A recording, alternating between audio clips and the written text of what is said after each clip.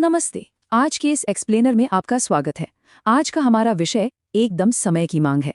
इस विश्लेषण में हमारा पूरा फोकस ग्रामीण भारत में हो रहे उस विशाल उद्यमशीलता बदलाव को समझने पर है, जो बिल्कुल इसी वक्त आकार ले रहा है। भारत बहुत तेजी से बदल रहा है और सच बताऊं तो ये बदलाव अब सिर्फ बड़े महानगरों तक सीमित नहीं है। गांव में इंटरनेट की पहुंच, बेहतर सड़कों और मजबूत सरकारी समर्थन ने एक नई क्रांति को जन्म दिया है। तो चलिए सीधे काम की बात पर आते हैं और गहराई से समझते हैं कि कैसे ग्रामीण इलाके अब नए स्टार्टअप्स का पावर हाउस बन रहे हैं। 6 करोड़, जरा सोचिए, ये कोई छोटा मोटा नंबर नहीं है। भारत में वर्तमान में काम कर रहे एमएसएमईज यानी सूक्ष्म, लघु और मध्यम उद्यमों की ये एक बहुत बड़ी और चौंकाने वाली संख्या है। और ये सिर्फ कागजी आंकड़े नहीं हैं। ये उद्यम 300 करोड़ रुपए से अधिक का टर्नओवर पैदा कर रहे हैं। ये आंकड़ा खुद ब खुद स्थानीय बाजार के विशाल पैमाने और उसकी ताकत को साबित करता है। तो यहाँ से सबसे बड़ा और दिलचस्प सवाल ये उठता है, वोकल फॉर लोकल आंदोलन के इतनी तेजी से बढ़ने के साथ ये कमाल के अवसर आखिर छिपे कहाँ हैं? क्या ये संभव है कि अगली बड़ी स्टार्टअप क्रांति हमारे बड़े शहरों में नहीं बल्कि भारत के गांव में छिपी हो? ये समझना बहुत जरूरी है कि वोकल फॉर लोकल अब केवल एक नारा नहीं रह गया है, ये एक प्रैक्टिकल और बहुत ही सफल बिजनेस मॉडल बन चुका है। इस पूरे इकोसिस्टम को समझने के लिए आज हम इन 5 प्रमुख बिंदुओं पर बात करेंगे। पहला, ग्रामीण भारत में नया अवसर। दूसरा, डिजिटल क्रांति और वित्तीय समावेशन। तीसरा, सफल ग्रामीण बिजनेस आइडिया। चौथा, सरकारी योजनाएं और सहायता। और अंत में, चुनौतियां और भविष्य की राह। तो चलिए हमारे पहले खंड से शुरुआत करते हैं, ग्रामीण भारत में नया अवसर। अब इस स्लाइड की सबसे अहम बात पर गौर करते हैं। ऐतिहासिक रूप से देखें तो ग्रामीण अर्थव्यवस्था में मांग बहुत बिखरी हुई थी, लेकिन अब सबसे बड़ा बदलाव ये आ रहा है कि बिखरी हुई खपत अब केंद्रित मांग में बदल रही है। ये कैसे हो रहा है? पर्यटन सर्किट और होमस्टे जैसी चीजों की वजह से एक ही जगह पर खरीदारों का एक बड़ा और सघन समूह बन रहा है, जो ग्रामीण आजीविका को केवल पारंपरिक खेती-बाड़ी से बहुत आगे ले जा रहा है। आगे बढ़ते हैं दूसरे खंड की ओर, डिजिटल क्रांति और वित्तीय समावेशन। अब देखिए, इन दूर दराज के इलाकों में बिजनेस करना मुमकिन कैसे हो पा रहा है। इसका सबसे बड़ा क्रेडिट जाता है डिजिटल पेमेंट क्रांति को। आज वित्तीय समावेशन की तस्वीर पूरी तरह से बदल चुकी है और इसके 3 बड़े हीरो हैं: यूपीआई, आधार सक्षम भुगतान प्रणाली यानी एपीएस, और मोबाइल वॉलेट्स। इन्होंने सदियों पुरानी बैंकिंग बाधाओं को पूरी तरह से तोड़ दिया है। यूपीआई जहां तेज और मुफ्त लेन देन की सुविधा देता है, वहीं एपीएस बायोमेट्रिक तकनीक के जरिए उन लोगों को जोड़ता है जिनके पास स्मार्टफोन नहीं है। आसान शब्दों में कहें तो डिजिटल बुनियादी ढांचे ने उस पुरानी अड़चन को खत्म कर दिया है जो छोटे उद्यमियों को रोक कर रखती थी। पहले की नकद आधारित अर्थव्यवस्था में सीमित बैंकिंग और धीमी वृद्धि की समस्या थी, लेकिन आज की डिजिटल रूप से सशक्त अर्थव्यवस्था में सीधे बैंक लिंक और तुरंत भुगतान की सुविधा है। इसने छोटे बिजनेस के लिए रोजमर्रा के लेन देन को एकदम स्मूथ बना दिया है।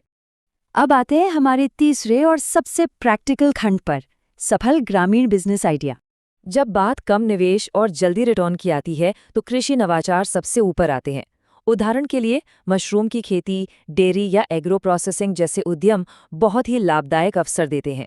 अगर कोई शुरुआत कर रहा है तो ऑयस्टर मशरूम उगाना एक बेहतरीन और आसान विकल्प है। इसी तरह एग्रो प्रोसेसिंग यूनिट लगाकर किसान अपनी उपज का मूल्य खुद तय कर सकते हैं और बेहतरीन मुनाफा कमा सकते हैं। ये सब स्थानीय और जैविक संसाधनों से मुमकिन है। पर बात सिर्फ खेती तक ही सीमित नहीं है। सेवा क्षेत्र यानी सर्विस सेक्टर गांवों में काफी तेजी से फल फूल रहा है। क्या आपने कभी ग्रामीण बीपीओ के बारे में सोचा है? कम लागत की वजह से इन्हें विदेशी क्लाइंट्स के प्रोजेक्ट्स भी मिल रहे हैं।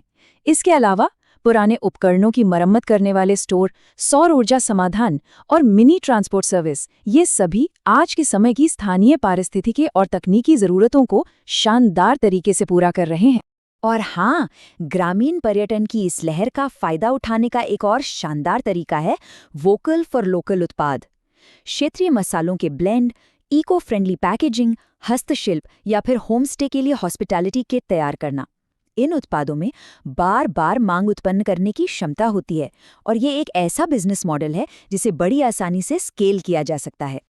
अब चलते हैं चौथे खंड की तरफ, सरकारी योजनाएं और सहायता। आइडिया तो मिल गया, लेकिन इसे हकीकत में बदलने के लिए पैसे कहाँ से आएंगे? यही सरकारी समर्थन काम आता है।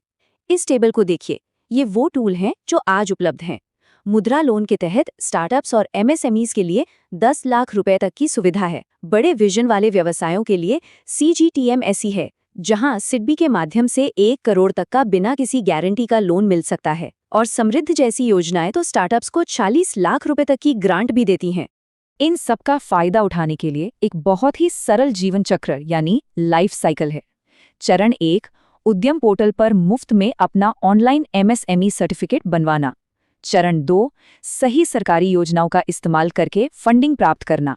और चरण 3, स्केल करने से पहले अपने स्थानीय बाजार पर पकड़ बनाना और एक मजबूत वितरण रणनीति तैयार करना। यह प्रक्रिया किसी भी ग्रामीण व्यवसाय के लिए एक बहुत ही मजबूत नींव तैयार करती है।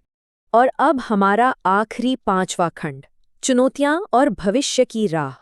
इतनी सारी सकारात्मक बातों के बीच हमें जमीनी हकीकत को नहीं भूलना चाहिए। अपार प्रगति के बावजूद अभी भी कुछ वास्तविक चुनौतियां हैं।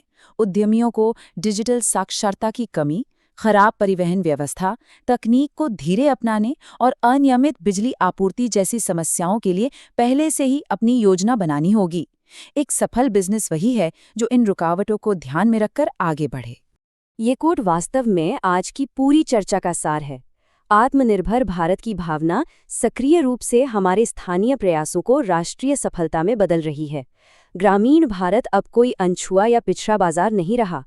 आज जो उद्यमी स्केलेबल और बेहतरीन स्थानीय उत्पाद बना रहे हैं, वही कल की बड़ी राष्ट्रीय कंपनियां बनने का दम रखते हैं। तो इस पूरे एक्सप्लेनर को हम एक बहुत ही अहम सवाल के साथ खत्म करेंगे। आज हमने देखा कि बेहतर डिजिटल बुनियादी ढांचा, फंडिंग के स्पष्ट विकल्प और केंद्रित मांग, सब कुछ बिल्कुल तैयार है। सारा इकोसिस्टम मौजूद है। तो अगर ये सब तैयार है, तो अगले बड़े ग्रामीण इनोवेशन को क्या रोक रहा है?